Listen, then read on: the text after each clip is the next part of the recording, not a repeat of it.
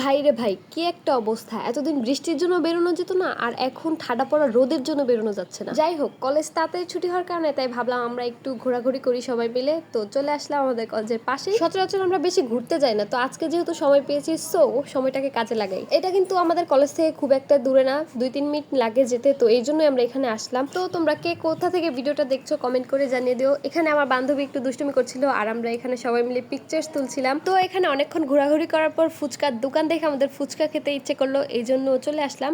তো মামা দেখলাম খুব সুন্দর করে আর কি ফুচকা বানায়, তো এখান থেকে এখন আমরা ফুচকা ট্রাই করব, সেই সাথে ঝালমুড়িও ট্রাই করব। আমি কিন্তু সব জায়গার ফুচকা খাই না, কারণ সব জায়গার ফুচকা কিন্তু ভালো হয় না।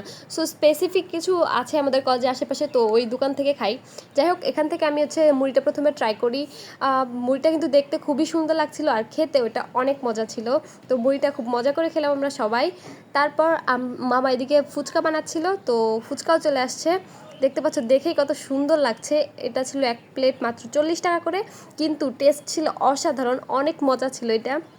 তো আমার এখন আবার মুখে পানি চলে আসছে। যাই হোক, আজকের ভিডিওটা এই পর্যন্তই। তোমরা যারা যারা ফুল ভিডিওটি দেখেছো কমেন্ট করে জানিয়ে দিবে। And thank you so much for watching. আজকে আমি বাসায় যাই, তোমরা ফলো করো। বাই।